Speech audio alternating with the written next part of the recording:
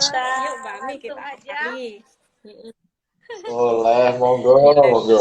Oke, kita langsung aja ya ini. Monggo. Assalamualaikum warahmatullahi wabarakatuh. Waalaikumsalam. Waalaikumsalam warahmatullahi wabarakatuh. Alhamdulillahirabbil alamin. Wassalatu wassalamu ala asyrofil anbiya'i wal mursalin wa ala alihi washabihi ajmain. Pertama-tama marilah kita panjatkan puji dan syukur kita atas kehadiran Allah Subhanahu wa taala yang telah memberi kita nikmat kesehatan sehingga kita dapat berkumpul untuk sharing session pada malam kali ini. Di sini saya akan memperkenalkan diri saya terlebih dahulu. Saya Amelia Pertiwi. Di sini saya ditugaskan untuk menjadi pembawa acara pada malam kali ini. Nah, seperti yang teman-teman sudah lihat, di sini saya tidak sendiri. Saya bersama dua mentor kita yang banyak ilmunya, segudang ilmu yang menarik untuk dibahas pada malam kali ini. Untuk mentor yang pertama yaitu Tante Irma. Di sini saya akan membacakan profil singkat dari Tante Irma. Nama Haja Irma Andirin Tias. Pengalaman kerja PT Prastia Mukti sebagai direktur, PT Delta Jisaka sebagai direktur, PT Provinsial Asuransi sebagai manajer, FIBSB Indonesia sebagai trainer, Sakina Finansial sebagai trainer, dan di PT IKS Inspirasi Keuangan Syariah ini. Dan untuk pemandu wisata kita yang pilot yang masih muda dan masih muda telah menyempatkan waktunya untuk datang mengisi acara pada malam kali ini, yaitu Mas Ado. Di sini saya akan membacakan profil singkat dari Mas Ado itu sendiri. Nama Ado Rahmawan, sekarang sebagai mahasiswa S1 Manajemen yang sangat didambakan oleh mahasiswa di Universitas Erlangga dan sekarang sedang menjabat di STKS mahasiswa Universitas Erlangga. Untuk langsung aja ya, untuk tema pada malam kali ini yaitu investasi atau saham. Pertanyaan untuk para mentor kita ini, apa sih itu investasi dan tujuannya? Untuk mentor kita dipersilakan untuk menjelaskannya. Monggo Ibu Irma dan Mas Ado. Oke. Coba. Mungkin dimulai dari kita dimulai aja langsung singkat pemandu wisata kita aja dulu karena pilot kita aja. Oke, kita malam ini, ya udah jauh-jauh loh terbang dari. Iya, udah. Iya. Oke. Jadi mungkin tadi pertanyaan dari Mbak Ami, kita mempertanyakan tentang apa sih itu investasi gitu ya. Mungkin banyak yang masih bertanya sebenarnya apa sih investasi itu. Jadi sebenarnya singkat padat jelas investasi itu singkatnya ya menanamkan modal dengan berharap kita mendapatkan expected return gitu ya, return yang diharapkan gitu. Jadi pada intinya sesingkat itu. Nah, cuman kan di sini mungkin di dalam konteks kita membicarakan tentang finance gitu ya, keuangan, kita akan banyak membicarakan berbagai instrumen keuangan ya untuk menjadi investasi, alat investasi atau instrumen investasi kita gitu ya. Nah, mungkin ya kurang lebih seperti itu sih sebenarnya investasi itu gitu ya. Gitu Mbak Ami gitu. Mungkin Bu Irma nih. Bu Irma nih menahan. Kalau versinya pemandu wisata kita malam ini terpintas pikiran investasi itu melulu dengan saham ya.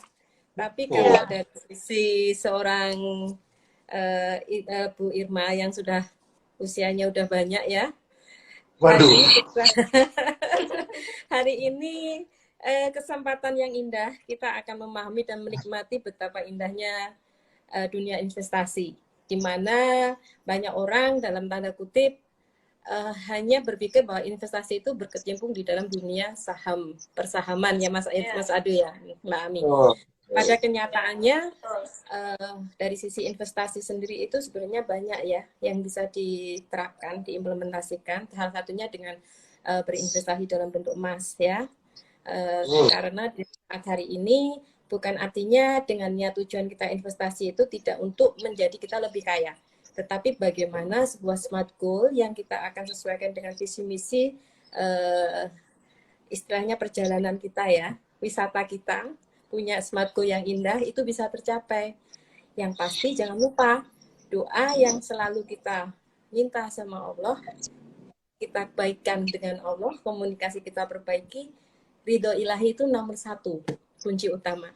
Jadi sudah dipersiapkan dengan matang, ternyata kalau Allah nggak ridho, bukan artinya Allah tidak mengizinkan. Tapi saya yakin Allah akan menggantikan rencana yang lebih indah. Itu makna investasi yang harus kita jaga, seperti itu. Betul, Mas Adu. Setuju nggak, Mbak Ami, Mas Adu? Ada versi orang tua betul kayak gini. Mungkin saya juga sedikit ya Ibu ya. Jadi sebenarnya investasi itu kan tidak melulu di saham atau di emas atau ya di instrumen tertentu.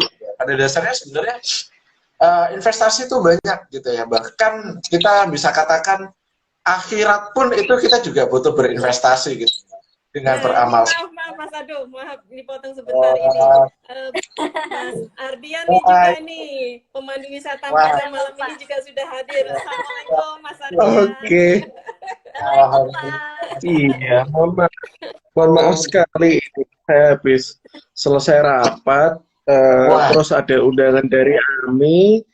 Pak Ardian ikut ini malam ini. Oh ya udah, saya datang. Kebetulan ada Mas Adu ya. Iya. Bahas apa ini? Lagi bahas apa ini? Investasi ya? Kita lagi bahas strategi, iya. Investasi itu kayak gimana sih Mas? Nah tadi mungkin Bu Irma juga sudah menjelaskan bahwa investasi itu tidak hanya di saham, tapi juga di hal-hal lainnya. Dan tadi saya tambahkan bahwa sebenarnya pengertian investasi itu tidak melulu mengenai tentang keuangan gitu ya teman-teman semua ya. Jadi investasi bahkan akhirat pun itu juga perlu investasi, benar nggak ya? Nah, betul. Apalagi saat ini investasi itu kalau untuk milenial ya, milenial 30 ke bawah itu investasinya leher ke atas. Tapi leher ke atas nggak cukup ya. Nggak cukup, harus implementasikan ke sekuritas. Banyak kan jenis-jenis seperti itu. Nggak hanya nabung aja kan. Oh, kalau saat ini kan mungkin kayak adik-adik kita atau mungkin di bawahnya Ami ya itu, saya nabung aja nggak mau investasi berisiko, padahal investasi mungkin nggak seburuk itu kan. Iya. Betul sekali. Dan yang pasti dalam bentuk investasi ini pun juga harus difikirkan profil dari risiko setiap individu ya. Tujuan kita terhadap investasi ini untuk apa? Jadi antara pendidikan anak, dana pensiun, kemudian haji dan sebagainya, semuanya itu memiliki timing yang beda-beda. Yang pasti itu. Harus jelas tujuan dari tujuan keuangannya. Iya, betul sekali Mas Ardi. Iya ini. Saya itu malah kadang pengen tahu lebih investasi itu. Kalau yang kita tahu kan kalau nggak beli saham ke bursa efek, paling ya kita belinya reksadana. Mungkin ada platform atau ada jalur yang lainnya ya Mas Adu. Oke, baik. Kalau kita ngomongin tentang investasi gitu ya, tadi juga sudah disebutkan tuh sama Mas Ardi juga tambahan. Ada reksadana, terus tadi Ibu Irma juga menyampaikan ada emas ya, terus juga bisa disampaikan bahwa lain-lain gitu. Cuman investasi di instrumen keuangan itu tidak hanya di situ saja gitu. Nah, yang kita katakan investasi, instrumen investasi itu kalau di dalam ilmu keuangan dibagi dua gitu ya. Ada yang namanya pasar modal. Nah, pasar modal ini kita meliput dari obligasi gitu ya. Terus kita meliput dari saham, reksadana, dalam bentuk apapun gitu ya. Dan ada yang namanya sektor pasar keuangan gitu ya. Nah, di pasar keuangan ini macam-macam. Ada SUN, surat utang negara gitu ya. Terus kita ngomongin obligasi negara, ORI gitu ya. Terus kita ngomongin apa lagi? Ya, kalau di breakdown lagi banyak gitu ya. Instrumennya tuh banyak sebenarnya. Pasti. Gitu. Yang konvensional pun bisa ke deposito, bisa ke emas. Oh, betul. Jadi Karena memang ya dikejar nilai ekonomisnya ya. Nilai ekonomis dari investasi. betul sekali, betul sekali. Jadi bermacam-macam instrumen keuangan yang bisa jenengan semua explore gitu ya, dan sesuaikan dengan kembali tadi yang dibilang sama Bu Irma, yaitu profil resiko masing-masing gitu. Jadi kita harus Iya. memahami benar ya, memahami Iya, betul, kondisi kita. betul. Jadi peta diri kita itu termasuk profil risiko yang gimana. Kalau hari ini kita berbicara masih banyak ketakutan, ya jangan dipaksakan untuk masuk ke reksadana yang hari ini benar-benar membutuhkan satu power besar ya. Nah, ibaratnya kalau mengalaminya nih, biasanya banyak mahasiswa itu anak-anak yang sebagai pemula selalu saya sarankan untuk belajarnya di pasar uang dulu, karena ini yang pasti jujur ya terkait dengan strategi. Kita pingin nih Mas Ado bercerita nih bagaimana dari seorang penabung bisa menjadi seorang investor. Itu harapannya supaya yang hadir di acara IG Live IKSH ini mereka bisa terbantu nih. Konsep dasar mindset yang ada di kepala yang awalnya hanya penabung, sekarang nih mulai saatnya kita menjadi seorang investor. Itu yang menjadi harapan malam ini ya Mas Ado ya. Mungkin monggo Mas Ado bisa sharing sedikit, karena Mas Ado ini aktif banget di SDGs-nya Universitas Erlangga juga ya. Monggo silakan. Ya. Oke, baik. Berawal dari penabung menjadi investor. Nah, semua saya rasa ya, semua orang itu pasti awalnya adalah menabung.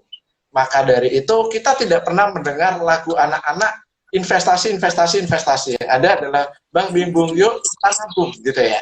Nggak ada. Kita invest, nggak ada. Jadi kita menabung.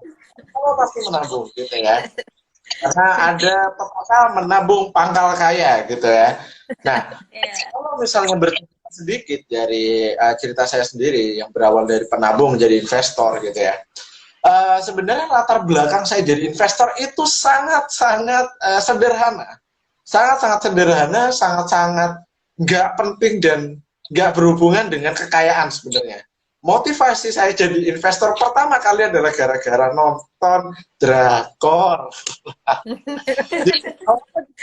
Gitu ya.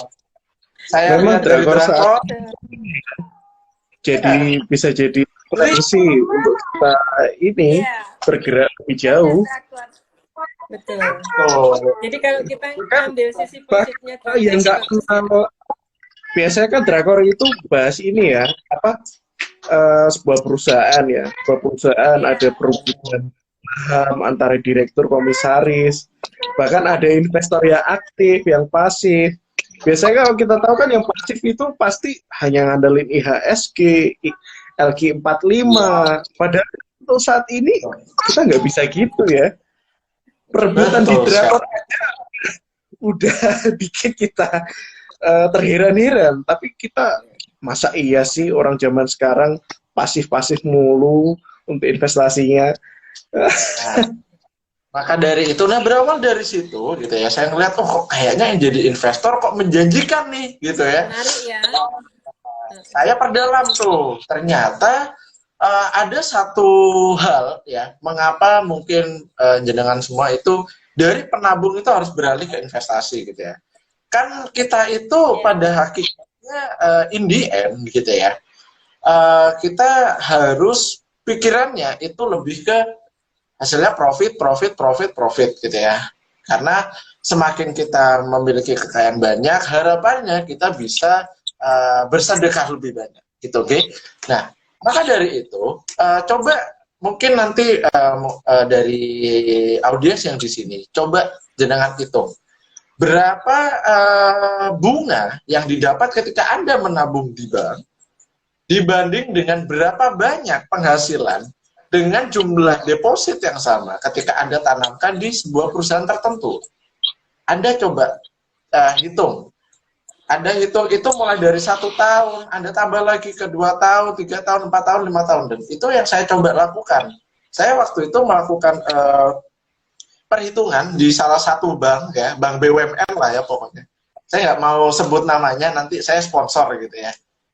Ya, kalau sponsor ya, nggak boleh gratis ya. Bayar. Gitu. Nah, jadi di situ saya coba hitung mulai dari present value-nya gitu ya, future value-nya gitu. Saya hitung semuanya. Ternyata kok saya kalkulasikan kok lebih untung di saham gitu loh. Maka dari itu saya waktu itu berpikir lah, daripada aku nabung di bank yang return per tahunnya, expected return-nya tidak setara dengan saham, ya saya masukin ke saham gitu. Cuma Pastinya, karena memang itu time value of money. Uang itu ada nilainya. Kalau kita diamkan ya pasti betul sekali. lebih baik kita kan. Nah, betul sekali, itu betul banget. Nah, cuman saya ingin highlight satu hal ya. Kan orang-orang selalu bertanya gitu ya. Ini yang selalu disalah persepsikan ini Bapak Ibu. Jadi, oke, karena saya habis nonton Mas Ado kemarin, saya nabung full ke instrumen saham. Oh, nggak gitu, Bapak Ibu, nggak gitu. Ya, dalam artian seperti ini. Anda harus tahu bahwa di instrumen keuangan itu ada yang risk, ada yang risk free, gitu ya. Nah, deposit itu adalah risk free rate, gitu ya. Dimana kalau kita katakan itu resikonya tidak benar-benar nol, tapi mendekati nol. Dalam artian seperti ini. Kalau jenengan taruh di saham, mungkin returnnya akan jauh lebih tinggi daripada deposito. Nah, cuma resikonya juga lebih tinggi daripada deposito. Kalau misalnya jenengan taruh di saham 5 juta bisa berubah jadi 1 juta, 4 juta, 3 juta.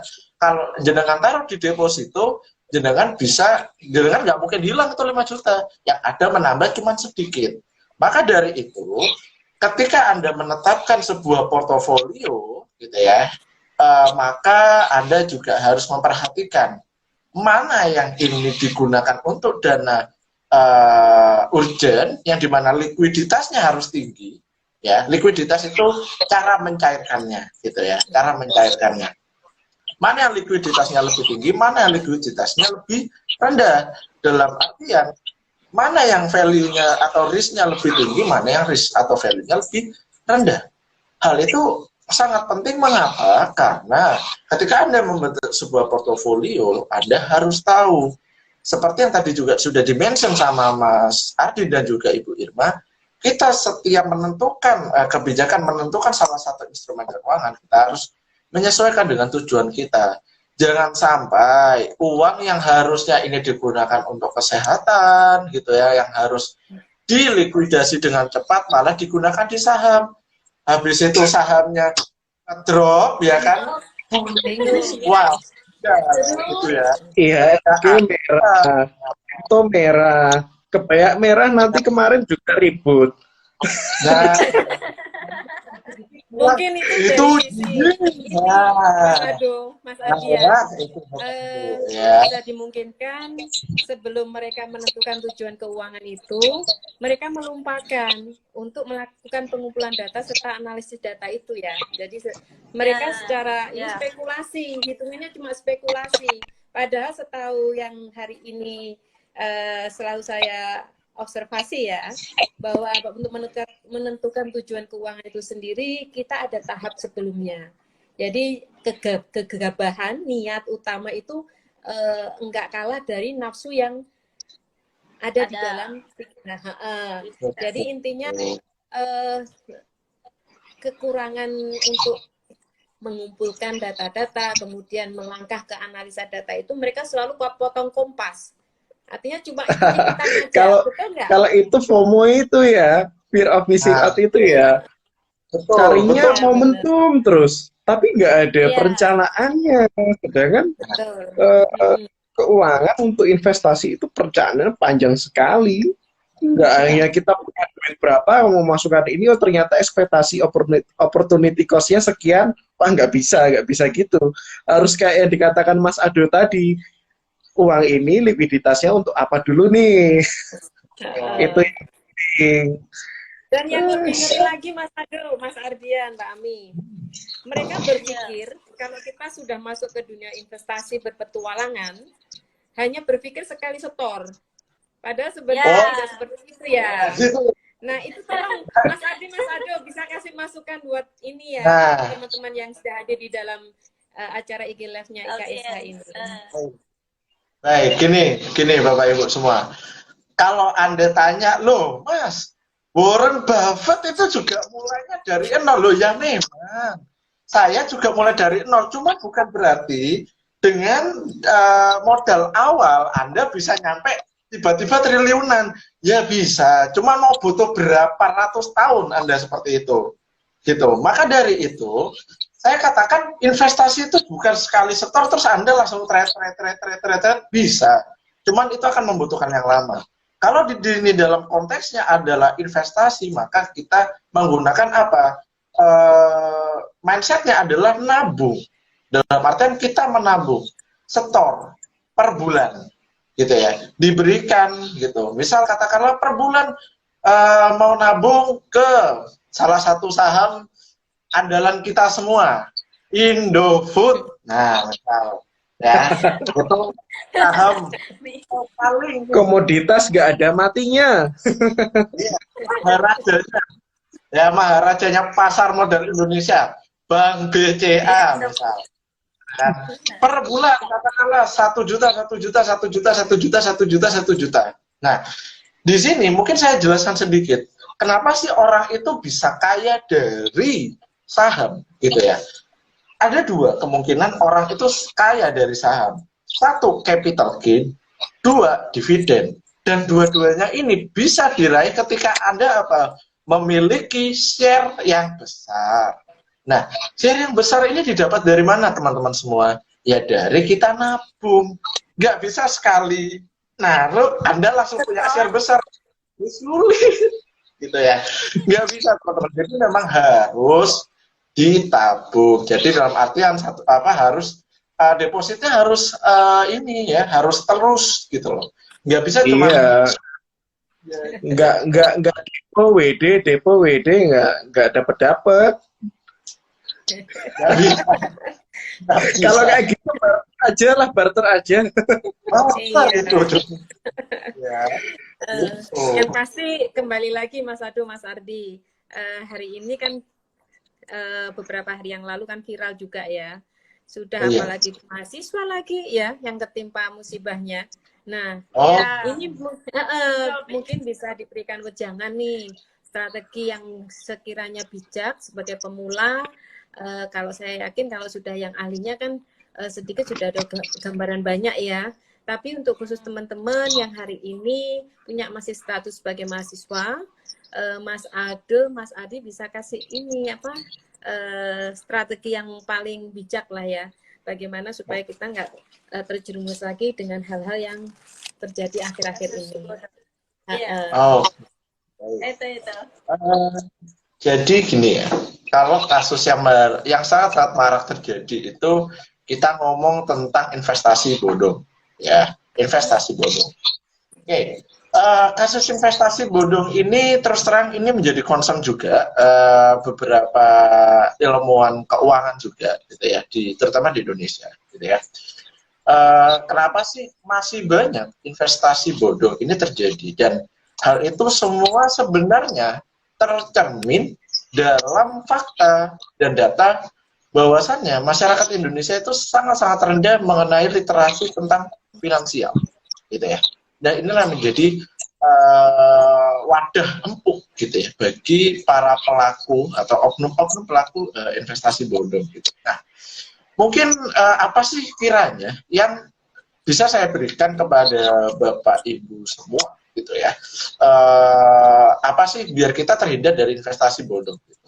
Satu hal yang bisa jenengan awal mulai gitu ya, setelah Anda tahu Anda mau invest di mana, yang tentunya gini,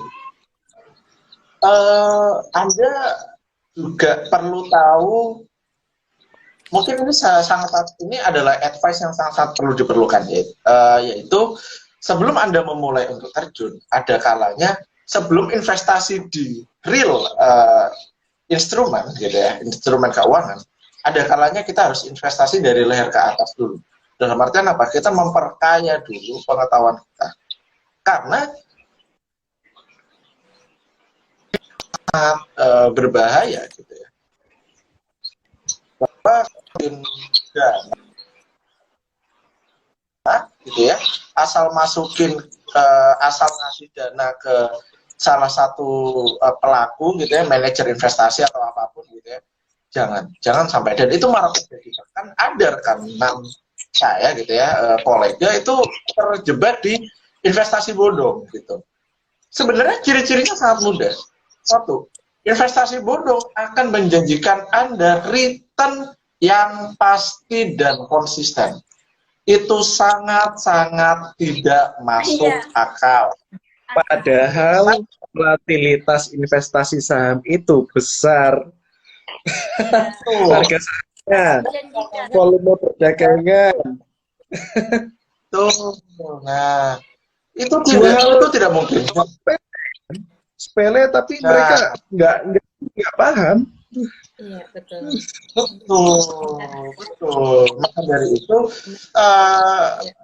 ya ini harapannya bisa menjadi tempat juga ya bagi teman-teman ini, setidaknya bisa mengidentifikasi, karena itu sudah pasti return konsisten gitu ya. Dua, tidak ada loss, yang artinya return itu konsisten, return terus, profit terus, itu sangat tidak mungkin. Karena apa? Setiap investasi pasti ada resikonya gitu ya. Oke, kita bicarakan kalau dalam teoritis, kita membicarakan ada dua resiko sistematis dan resiko tidak sistematis. Oke, kita bisa eliminasi resiko tidak sistematis, tapi resiko sistematis berupa market, berupa konflik global, konflik geopolitik dan sebagainya, inilah yang mempengaruhi random walk dari instrumen keuangan. Jadi kalau misalnya paling gampang tiba-tiba Bapak Ibu ditawarin, Pak, ayo investasi ke kami, tanamkan duit Anda ke kami, dijamin tiap bulan profit 10%, bohong. Bohong. Ya, jangan pernah percaya. Itu bohong besar itu ya. Iya, daya ini ya, kayak daya istilahnya kena gendam ya. Ya, Mbak Ami, mohon maaf untuk waktunya gimana? Sudah berapa jalan? Nanti kita kemungkinan bisa keluar sebentar. Kita akan gabung ulang ya, karena memang limit dari acara istilah ini sangat terbatas. Ya, nggak apa-apa. Nanti minta maaf audien ya. Nanti kita akan keluar dalam saat. Yeah. Dan kita akan lanjut karena topik malam ini sangat-sangat menarik dan memang sangat penting untuk kita sharingkan dengan teman-teman semua. Mudah-mudahan. Iya, iya. Monggo Mas Ado dilanjut lagi. Oke, baik. Jadi ya itu tadi ya. Kalau misalnya strategi gitu ya. Inilah mengapa financial literacy itu sangat penting, dan ini yang coba disampaikan kepada para masyarakat di Indonesia ya oleh para researcher dari ilmu keuangan gitu ya. Karena sebenarnya ya seperti ini Bu. Jadi kalau mungkin kita yang sudah melek akan finansial, kita ilmu tentang finansial, mungkin kita akan bisa berpikir secara rasional karena kita punya ilmunya gitu. Nah, sekarang mungkin Bapak Ibu di luar sana yang mungkin rendah akan pengetahuan tentang finansial gitu ya, literatur finansialnya kurang gitu. Ya siapa yang nggak mau ditawarin sebuah instrumen gitu ya yang bisa mendatangkan profit 10% per bulan. 10% per bulan katakanlah. Itu 120% loh itu sudah. Itu udah balik modal. Anda masukin 10 juta, Anda masukin 1 juta, baliknya 2.200.000. 2.400.000, sorry. 2 12 kali lipatnya Bapak Ibu. Nah itu kan ya kan gitu kan. Meskipun ya itu tidak masuk akal memang bagi kita yang sudah tahu gitu. Ya, bagi Akal kita jelas. Nah, Iya, terus jadi memang kalau profit banyak ya. segitu, gainnya segitu, terus yang buat sekuritasnya, yang buat platformnya apa? Contohnya aja kemarin ada fenomena orang itu banyak banyak berburu ini ya, rekripto ya, rekripto untuk Iya. mining Bitcoin, untuk mining Bitcoin aja kemarin itu dengan spesifikasi tertentu dengan modal misalkan 80 sampai 100 juta. Capital gain per bulannya itu aja hanya 5 jutaan. Sedangkan biaya yang harus keluar di angka 4 jutaan, pasti kan ada yang harus dikeluarkan. Nggak mungkin kan kalau kita udah investasi terus tiba-tiba datang 120% lagi setelah 1 minggu, setelah 1 bulan. tidak. Hal-hal kayak Justru gitu pengalaman harus ini kita ya. perhatikan jauh. Betul. Gitu.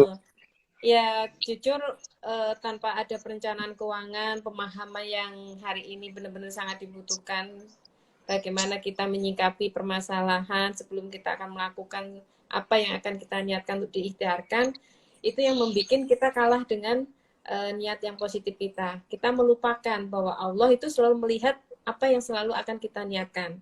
Hari ini kalau kita potong kopas dan melawan apa yang Allah larang, itu pasti akan ada terjadi sesuatu, dan itu yang membuat kalian diingatkan karena Allah akan sayang sama kita. Dan kembali lagi Allah nggak akan ridho kalau umatnya ini selalu di dalam gelimaan dosa seperti itu ya.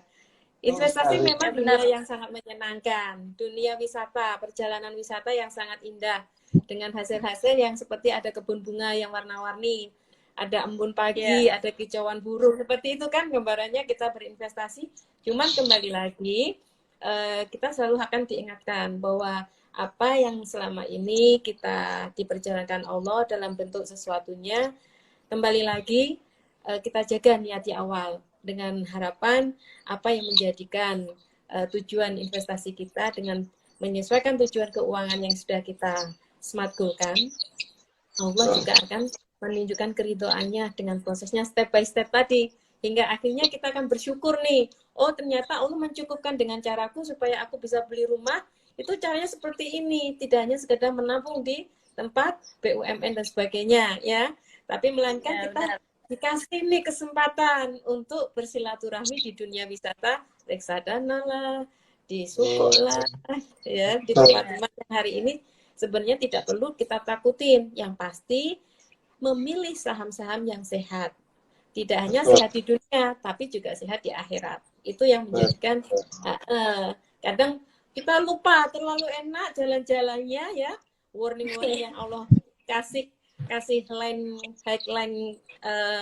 merah dan sebagainya, itu mereka sudah lupa ya, dianggap semuanya itu warna yang indah, padahal itu sebenarnya peringatannya Mas Ardi ya. Jadi betul. Nggak hanya urusan dunia aja, urusan di akhirat itu yang pertama, baru yang dunia. Tentunya kita juga harus memperhatikan unsur-unsur syariahnya ya, kaidah syariah dalam berinvestasi, agar kita terhindar dari 3 hal yang paling umum kan, dari riba, gharar, maisir. Nah, 3 hal itu saya pengen tahu lebih lanjut sebetulnya Bu Irma, pengen tahu lebih lanjut dari Mas Ado. Investasi syariah, saham syariah, itu kan harus kita kupas tuntas sebetulnya malam ini, agar dan IKSA ini kan juga lebih memperhatikan akhirat dulu baru dunianya. Dari kebiasaan itu kan kita bisa memicu atau menimbulkan kebiasaan yang baik saat kita membuat perencanaan keuangan, mana yang harus produktif, mana yang untuk konsumtif. Nah, kalau di keuangan, perencanaan keuangan syariah, kita harus memperhatikan yang namanya sisbah ya Bu Irma. Iya, betul. Poin-poin yang harus kita berikan untuk ke orang lain dari income yang kita dapat, itu yang utama.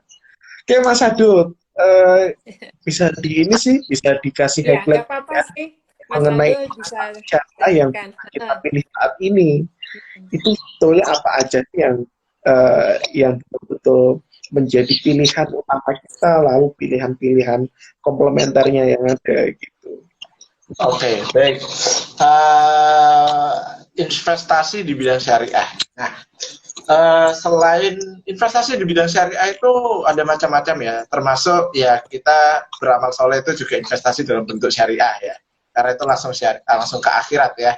Nah, cuman ini kalau misalnya kan kalau kita mendalami gitu ya di dalam Bursa Efek Indonesia itu kan kita akan menemukan banyak banget perusahaan gitu. Dan yang menjadi apa ya kekhawatiran para investor syariah ini kan mengenai mungkin ribanya karena mereka punya bunga ya, terutama bank-bank konvensional itu kan pasti mereka juga menerapkan bunga dan itu ada ribanya dan lain sebagainya. Nah, gimana sih Mas Adu kalau misalnya aku pengen investasi tapi aku pengen dengan prinsip syariah? Nah, teman-teman bisa langsung ke Google aja dan langsung masuk ke BI. Kebetulan sekarang di IDX itu ya itu sudah ada yang namanya indeks saham syariah gitu ya, yaitu dari DII, Jakarta Islamic Index. Nah, di situ teman-teman bisa langsung menyelami tuh mengenai saham-saham apa sih yang syariah gitu, saham-saham apa sih yang memenuhi prinsip-prinsip syariah. Jadi teman-teman nggak perlu khawatir, teman-teman nggak perlu ngeliatin satu persatu tuh financial statement gitu ya. Teman-teman liatin satu-satu capek ya. Ada teknologi, Anda harus gunakan. Ya.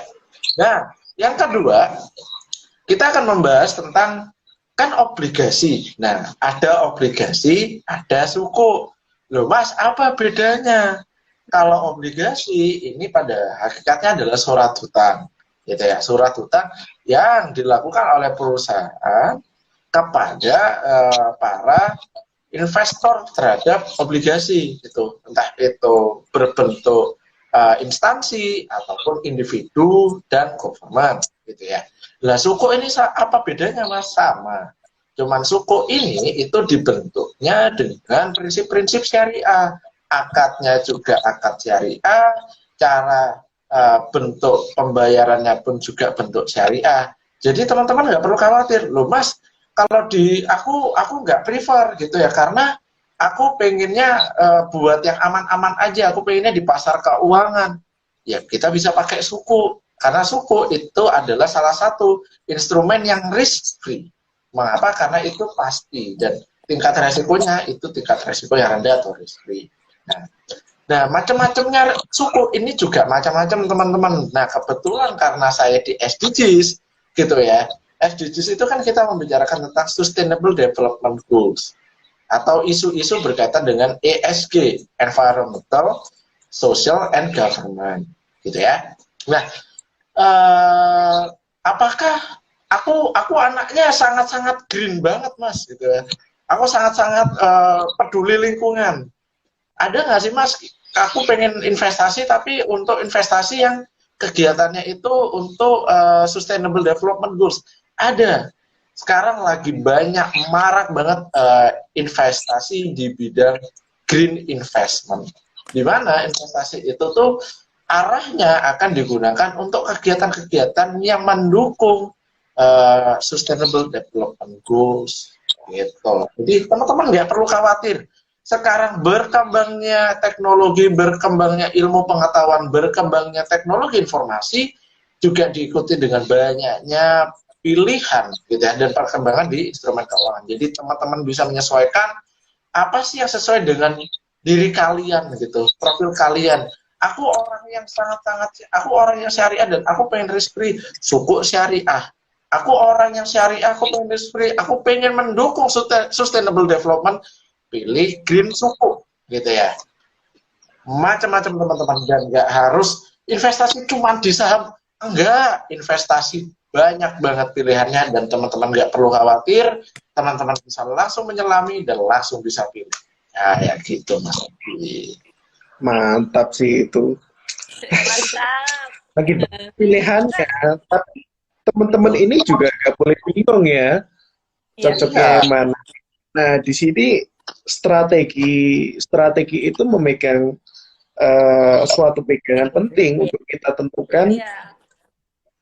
mana sih investasi yang paling cocok, apakah sukuk tadi, apakah saham, atau bisa jadi investasi properti itu juga jadi salah satu metode cara kita untuk berinvestasi kan.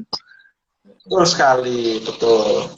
Jadi memang macam-macam gitu ya. Investasi itu macam-macam dan strategi investasi pun juga bermacam-macam gitu ya. Dan kembali lagi itu menyesuaikan dengan profil resiko masing-masing teman-teman ya. Jadi strategi investasi itu bermacam-macam dan teman-teman bisa pilih sendiri gitu ya.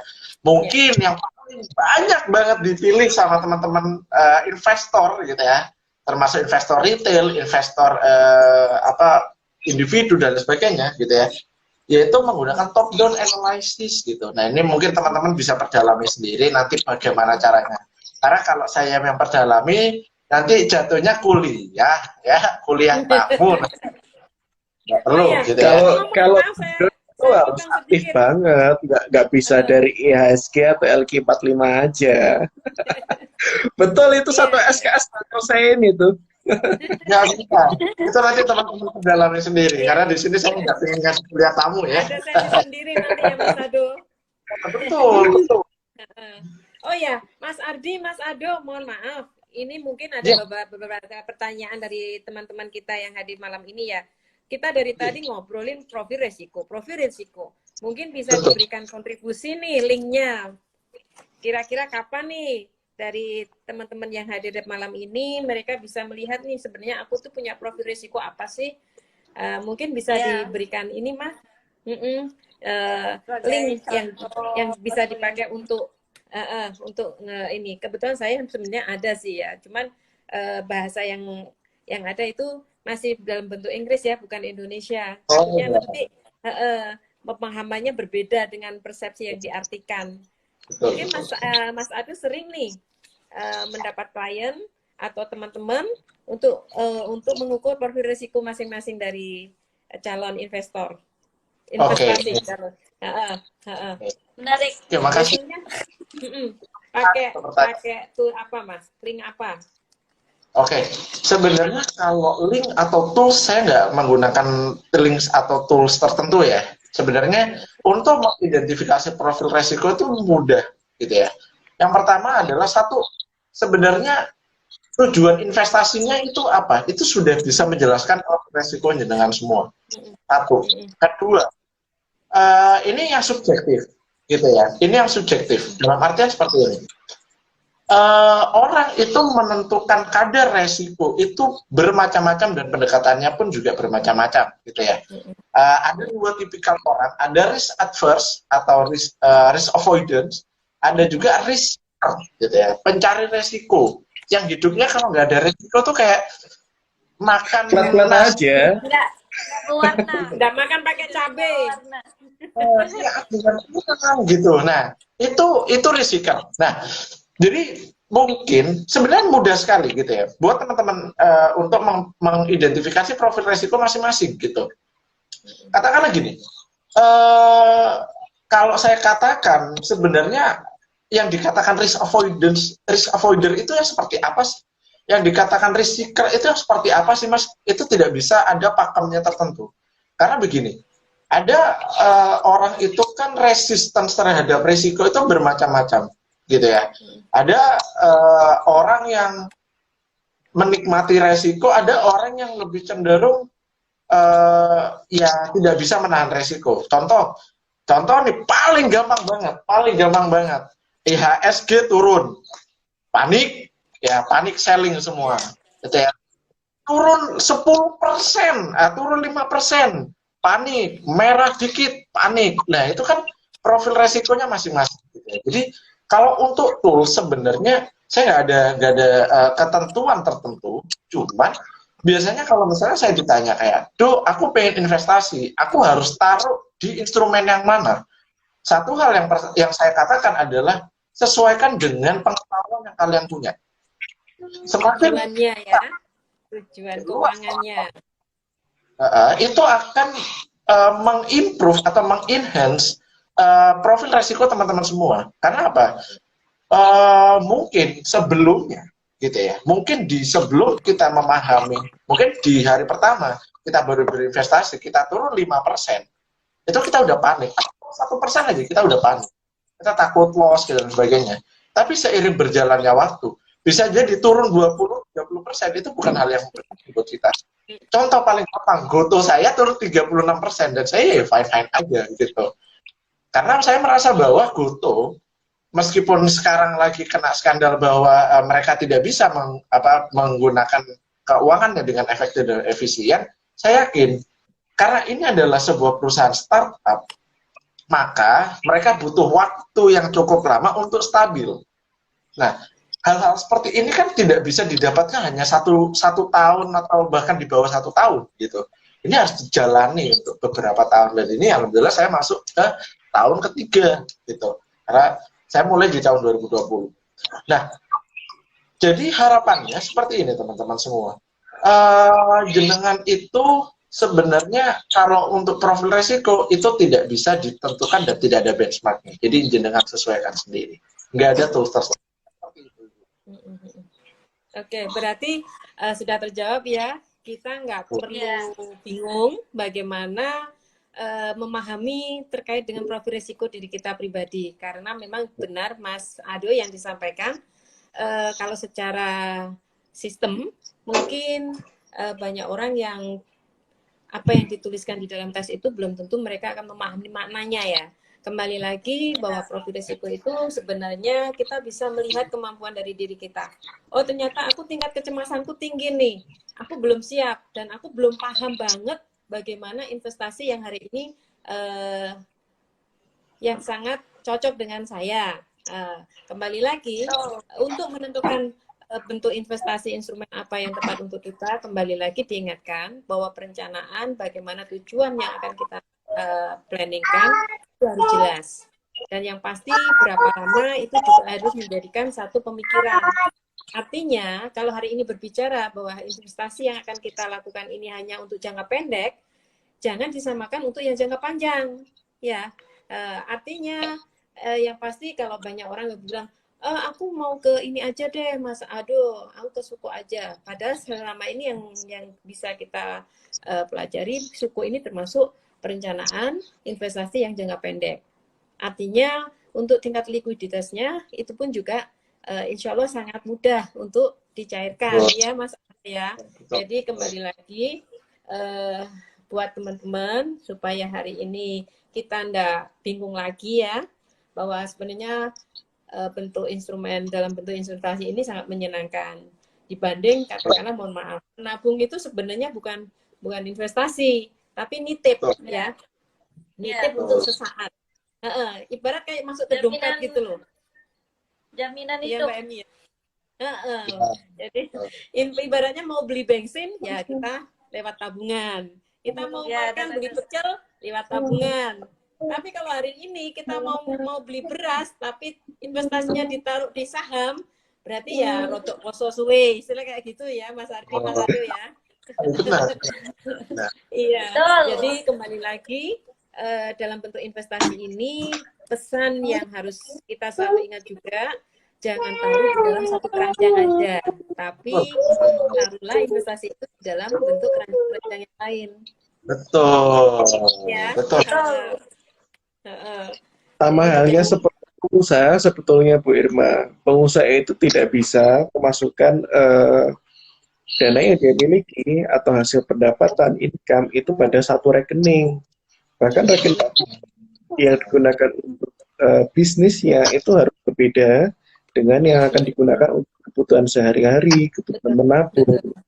Bahkan untuk investasi itu kan kalau kita bicara perencanaan keuangan harus kita anggarkan terlebih dahulu. Balik lagi, anggaran itu yang utama yang apa? Itu harus kita plotkan, kita tempatkan untuk yang utama terlebih dahulu, baru yang investasi. Bahkan kalau kita ulas satu persatu dari kita akumulasikan, sebelum kita akumulasikan ya tentu kan kita harus proteksikan kan. Harus kita proteksikan, harus kita akumulasikan, dan yang terakhir kita distribusikan. Dari distribusikan ini kan kalau kita bicara keuangan syariah, kita bisa distribusikannya melalui siswa. Itu pun juga kalau kita mau, itu juga harus kita tempatkan ke akun yang berbeda. Jadi tujuan keuangan itu bisa tercapai dengan efektif dan efisien. Balik lagi ke investasi juga sama. Kalau kita distribusikan untuk ke atau kita akumulasikan ke investasi, yang pasti dari anggaran yang kita punya harus kita hitung terlebih dahulu.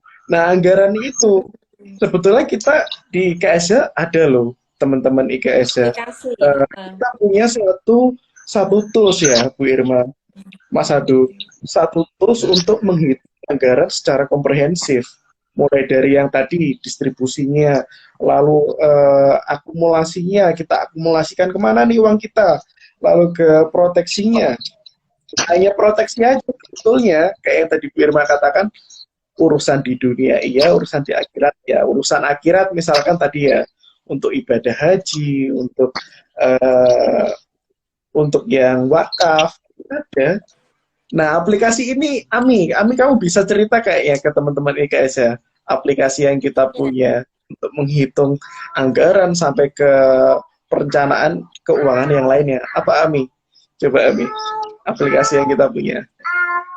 Aplikasi ini soalnya harus diketahui sama teman-teman IKS ya.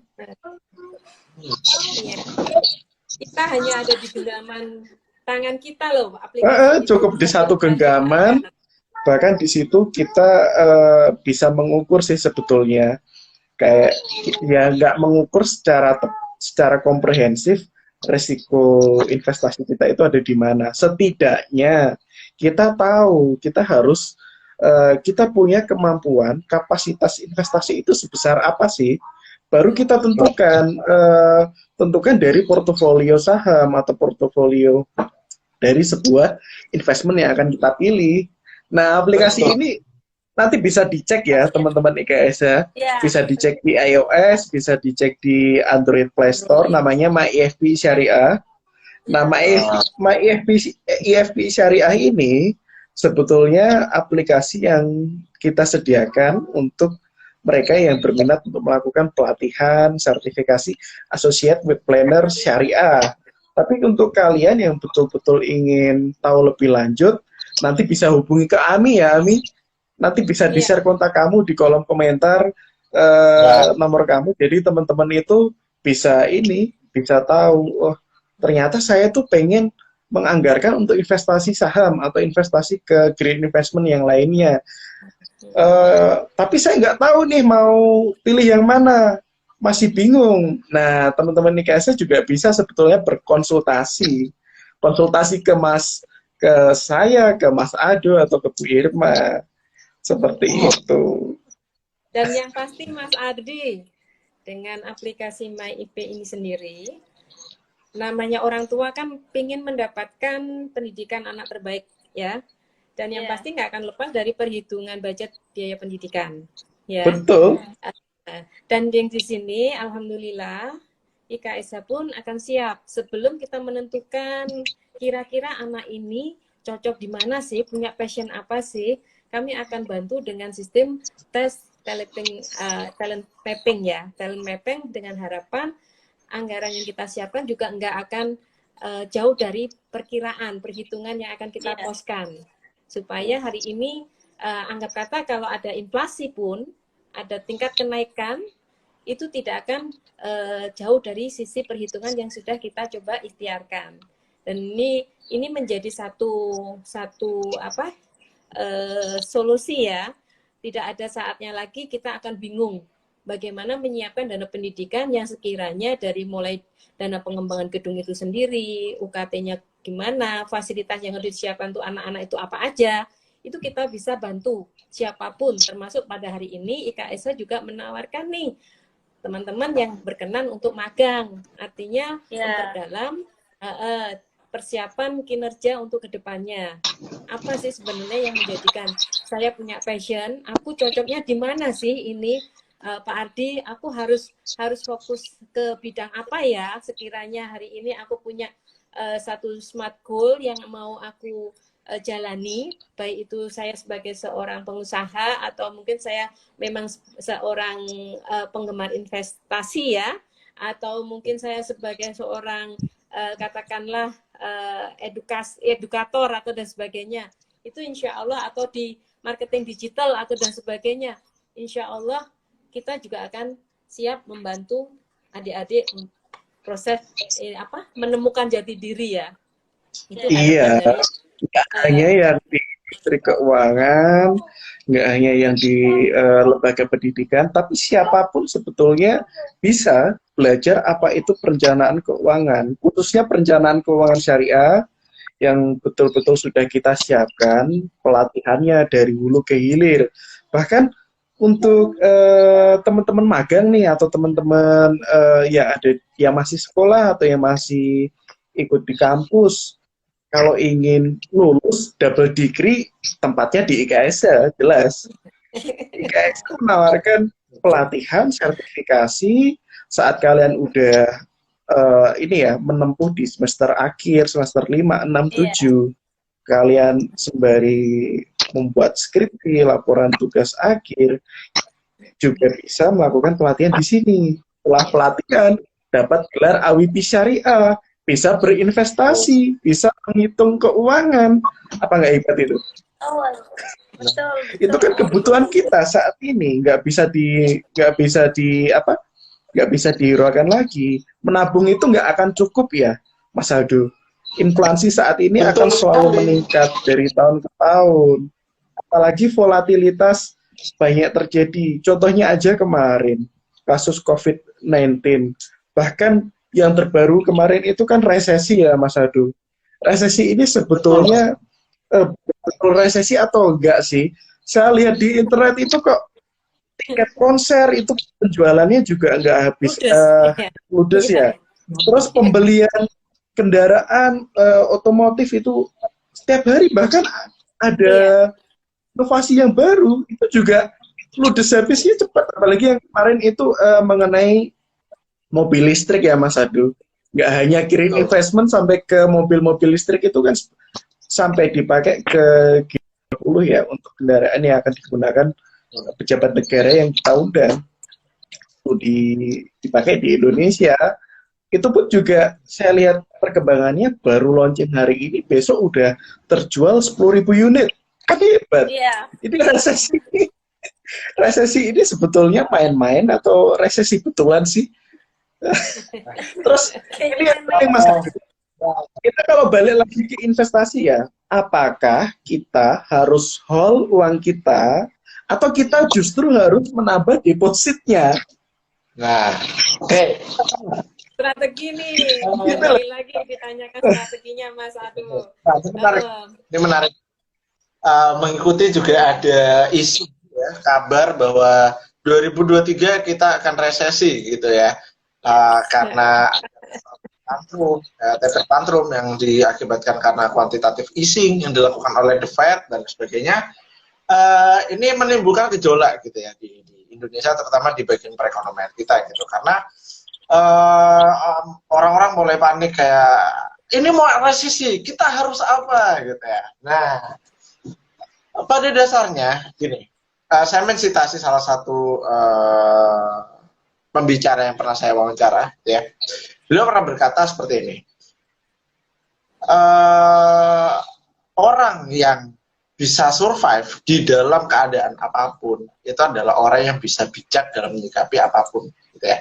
Nah, beliau menambahkan dalam kasus investasi, resesi itu akan menjadi, itu bisa bahkan sangat mungkin untuk menjadi ladang kita menjadi kaya gitu bahkan. Jadi bukan berarti resesi itu berpotensi kita malah jadi jatuh miskin atau dan sebagainya. Enggak, kita bisa jadi kaya asal kita stick pada satu statement, yaitu kita bisa wise dalam mengelola keuangan gitu. Nah, kalau tadi Mas Ardi nanya apakah kita hold uangnya atau kita tambah depositnya, begini teman-teman. Kita harus tahu kenapa negara ini itu berpotensi resesi. Ekonomi resesi itu itu disebabkan sebenarnya karena pelambatan ekonomi, gitu ya. Yang perlu Anda tahu, gitu ya. Nah, pelambatan ekonomi itu kenapa Mas kok bisa terjadi? Nah, itu jenengan nanti bisa cari sendiri. Karena kalau saya jelaskan itu nanti bisa jadi kuliah tamu lagi, gitu ya. Jadi coba jenengan cari sendiri. Nah, pada dasarnya seperti itu. Tingkatnya interest rate yang dilakukan gitu ya. Jadi singkatnya sebenarnya kuantitatif easing yang diberikan oleh The Fed itu adalah dengan cara menaikkan tingkat suku bunga untuk mengontrol peredaran keuangan yang terjadi di suatu negara seperti itu, yaitu di US. Nah, dengan naiknya interest rate dari The Fed itu kan masalahnya The Fed itu menjadi benchmark dari seluruh Federal Reserve gitu ya, atau bank sentral dari seluruh negara. Gitu ya. Kita perlu garis bawah itu dulu. Nah, permasalahannya ketika interest rate di US itu naik, maka BI juga naik. Itu kemungkinannya. Nah, ketika BI naik, masalahnya bunga dari deposito juga akan ikut naik. Nah, yang menjadi kemungkinan bakal resesi, ya, yang menjadi kemungkinan bakal resesi adalah ketika BI rate ini naik, rate bunga dari deposito naik, orang menyimpan daripada membelanjakan. Nah, itulah yang menyebabkan perlambatan perekonomian. Secara holistik coba jangan pelajari di luar ini, ya. Jadi singkatnya di situ. Nah, kalau saya tarik lagi ke pertanyaan Mas Ardi, apakah kita harus hold uang atau kita perlu tambah deposito? Jawabannya simpel. Kalau misalnya kita pengen resesi, ya hold aja semua uang. Kita resesi. Nah, karena gini, saya mensitasi kata-kata dari Bu Sri Mulyani, Menteri Keuangan kita. Ibu Sri Mulyani pernah bilang, ekonomi yang sehat itu adalah ekonomi yang berjalan dan berputar. Maka dari itu, dalam kondisi apapun, dengan tingkat inflasi setinggi apapun, kalau perekonomian kita tetap berjalan, maka perekonomian kita tetap sehat. Jadi, jangan pernah terganggu dengan apa yang ada di luar sana. Jadikan informasi itu menjadi bekal kita untuk menyusun strategi mengenai investasi kita. Gitu. Kita harus menyimpan di mana, Karena kalau orang katakan, ini salah satu yang dikatakan mentor saya, ketika Anda ingin kaya, gitu ya, ketika Anda ingin sukses, jadilah sebuah outlier, jadilah seorang outlier. Dikala orang-orang takut, Anda harus berani. Dan itulah yang akan menjadikan Anda itu memiliki opportunity yang tidak dimiliki oleh orang lain. Gitu. Jadi buat saya, daripada Anda nyimpan di deposito, mending belanjakan. Karena apa? Dengan dibelanjakannya uang kita itu akan meningkatkan roda perekonomian kita. Seperti itu, Mas Adi. Betul, karena kalau orang nggak kita edukasi seperti ini, mereka pasti akan segera withdraw, segera siap-siapin, masukin ke tabungan. Karena mereka akan berpikir cash is king. Padahal kan enggak. Kalau kita putar, itu bahkan lebih baik kan, bisa menguatkan rupiah. Bahkan kalau kita perdagangkan di dunia internasional untuk ekspor, untuk yang lainnya, itu juga akan berimbas ke kita sendiri sebetulnya. Sehingga resesi akan jauh. Betul sekali. Makanya kan masih banyak perdebatan. Nggak mungkin resesi karena kekuatan kita itu masih betul-betul kuat. Bahkan dunia luar itu juga bergantung ke Indonesia loh. Nggak hanya dari sumber daya manusianya aja, sumber daya alam pasti. Bahkan geopolitik juga bergantung ke Indonesia ada. Betul. Jadi kita sebagai masyarakat pada umumnya ya kita nggak perlu khawatir resesi itu akan terjadi seperti apa, asal kita betul-betul paham, betul-betul tahu apa yang harus kita lakukan depan, apa yang harus kita rencanakan sekarang. Untuk visi jangka pendek, jangka panjangnya harus betul-betul direncanakan dengan baik. Nah, perencanaan ini balik lagi ke Esa. Ya Bu Irma. Oh, iya, iya, iya. Eh, benar Oh, sekali. IKSA itu, karena Ya, kayak kemarin itu kan kita banyak case ya Bu Irma. Case-nya itu nggak hanya resesi, tapi mengenai keuangan-keuangan pribadi. Kita betul. sudah banyak orang yang berkonsultasi. Jadi kalau kita bicara case-case yang mendunia ya, kita siap-siap aja lah. Siap-siap aja untuk menerima para para tamu-tamu kita yang ingin Ya, berkonsultasi.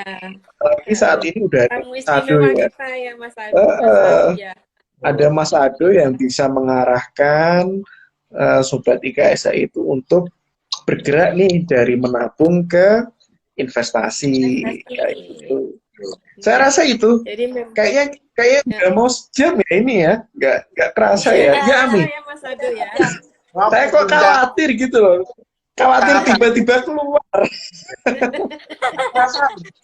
Mungkin ada dari teman-teman IKSH yang mau bertanya nih lewat kolom komentar ya, Ya. kolom komen bisa disampaikan atau mungkin ada request Mas Ado orangnya kan sebagai pemandu wisata yang hebat sama Mas Adi nih. Mungkin bisa di-requestkan topik apa yang hari ini sangat-sangat dibutuhkan untuk diberikan paparan ya, sharing singkat di PT IKSH ini, di agenda kita. Monggo, ditunggu ya ke di kolom komennya. Sahabat-sahabat IKSH, monggo. Mumpung pemandu wisatanya masih belum take off lagi, ya. Jam terbangnya. Karena untuk menghubungi beliau-beliau ini luar biasa ini. Kalau Allah nggak menggaransikan, kita nggak akan ketemu, ya. Ya. Atau Bagusnya sih kalau misal nggak ada di kolom komentar, nanti bisa menghubungi ke Ami ya, ke Ami. Mau request apa sih sharing session kita untuk ke depan? Mau Mas Ado lagi atau mau yang lainnya atau mau pembahasan yang lebih dalam lagi nih mengenai investasi? IKSA bisa sediakan pastinya. Yang penting saat ini ya Mas Ado sama Mas Adi, Mbak Ami juga selalu welcome ya. Kita siap untuk menjadikan sahabat karib buat teman-teman IKSH. Saya terima kasih banyak buat teman-teman IKSH juga pemandu wisata kita malam ini, Mas Ardiansa, Mas Ardian ya, sama Mas Ado, juga Mbak Ami yang malam ini sudah banyak membantu teman-teman IKSH mendapatkan sebuah ilmu yang mudah-mudahan Allah berikan manfaatnya. Amin. Amin. Ya. Dan secara permintaan maaf ya, secara pribadi saya juga minta maaf bila mana di dalam tutur kata saya ini sedikit ada kata yang tanpa ada niat lain, saya minta maaf. Mudah-mudahan kembali lagi kita bisa memberikan satu nilai positif buat adik-adik, buat teman-teman IKSH ini, baik dari sisi akademik, dari sisi bidang usaha, atau mungkin pendampingan dan sebagainya. Terima kasih juga sama Mas Adi nih yang selalu setia ya, memberikan support buat adik-adik semua. Yang jelas ya jelas saya siap selalu hadir. Nanti teman-teman juga kalau ingin tahu ya rekamannya, nanti akan disediakan Ami nih rekaman sharing session kita malam ini, nggak hanya di IG. Nanti tolong di tag Mas Ado juga ya, di tag Mas Ado. Nanti diupload juga akan kita upload di YouTube ya Bu Irma. Seperti itu. Jadi biar ada ini ya, ada sifatnya ada catatan yang mudah-mudahan ini bentuk salah satu Allah mengizinkan supaya ilmu ini tetap terus bisa berlanjut ya Mas Ado ya, Mas Ardi, Mbak Ami, untuk saling mengingatkan paling setidaknya itu. Karena Mas Ado sendiri sebagai pemandu wisata ini juga nggak mudah melalui prosesi ya, liku-liku. Bagaimana seorang Mas Ado yang dulu sama sekali tidak mengenal sisi investasi, sekarang bisa Allah izinkan nih untuk berbagi dengan teman-teman IKSH yang hadir malam ini. Dan mudah-mudahan itu menjadi ladang amalan Mas Ado juga ya. Sepertinya ini banyak banyak penggemar Mas Ado juga yang hadir di Iya. di acara IG Live-nya PT IKSH ini kayaknya. Dari tadi saya baca, mungkin Mas Ado bisa menyapa dari penggemarnya, mungkin? Waduh, ya ini saya mau dari tadi Pesan-pesan join-join singkat. tidak jauh-jauh dari rekan-rekan saya ya. Besok ini tiba-tiba aja Bisa jadi disampaikan pembicara. pesan mungkin Mas Ado. Iya, Wah, sahabat-sahabat Mas Ado nih. oh ya ini tadi ada banyak sekali yang join ya ini rekan-rekan saya ya. Terima kasih sudah join teman-teman semua. Jadi tadi memang waktu kelas juga.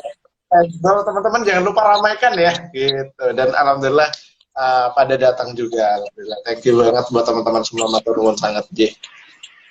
Iya. Mungkin next Mas Ado ada teman yang bisa juga diundang di agenda IG Live-nya PT IKSH ya, terkait Boleh. dengan topik-topik yang hari ini memang benar-benar dibutuhkan buat teman-teman semua, terutama untuk teman-teman yang seusia Mas Ado dan Ami. Yang pasti mereka juga akan berharap ya, nggak ada orang yang bisa diajak sharing kecuali hari ini kita bersiap ya. Sesuatu yang sifatnya itu memang positif itu tidak bisa kita dapatkan secara instan, tapi sesuatu itu harus kita jemput ya. Artinya kita tidak bisa diem aja, tahu-tahu Allah nanti kirim SMS, nggak bisa. Tapi hari ini sudah dibuktikan bahwa campur tangan Allah itu sangat luar biasa dasarnya. Misalkan atas izin Allah, agenda yang sudah Allah rencanakan ya lewat PT IKSH ini, Allah memilih Mas Ado, Mas Ardi untuk berbagi di acara malam ini. Ilmu yang Allah pilihkan ini pun juga tidak kebetulan, tapi benar-benar hari ini Allah tahu kebutuhan kita. Itu yang bisa coba saya sampaikan. Ya, jadi mudah-mudahan. Ya, Mas Ado, Sepertinya monggo. kita harus menutup. Pamitan dulu ya Mbak Ami ya. Waduh. Ya. Rasanya kayak cepet banget ya Mas Ado. Kenapa?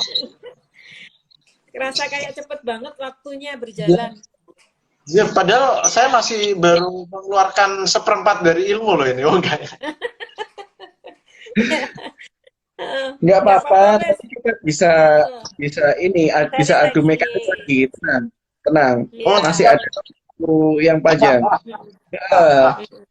Nanti Ya, kita ya, bisa. Mungkin insya Allah ya, insya Allah Mas Ado akan mengundang Mas Ado kembali untuk bercerita memandu kami sahabat-sahabat IKSH ini untuk berwisata di keranjang investasi yang lain. Supaya hari ini benar-benar mendapatkan dagingnya teman-teman IKSH malam ini. Ya, Bismillah ya, mudah-mudahan ya. Nanti kita akan info lebih lanjut lewat Mbak Ami ya, flyer akan kita share di PT IKSH IG maupun sama Facebooknya ya, Facebook ataupun TikTok ya. TikTok yang kami sudah siapkan, insya Allah atas izin Allah teman-teman juga nggak akan terlewat ya apa yang akan kita agendakan ke depannya bersama Mas Ado yang pasti, yaitu idolanya ini, idolanya para sahabat IKSH ini Mbak Ami. Oke, kita close. Oke. Ya, Bapak Ya, Ibu. Sama Mas monggo. Ado. Monggo. Kami ada pantun enggak buat penutup? Ayo dibuat penutup pakai pantun aja nggak apa-apa. Nggak bisa. Nggak bisa. Biasanya ahlinya Mas Ado ini yang jago pantun ini.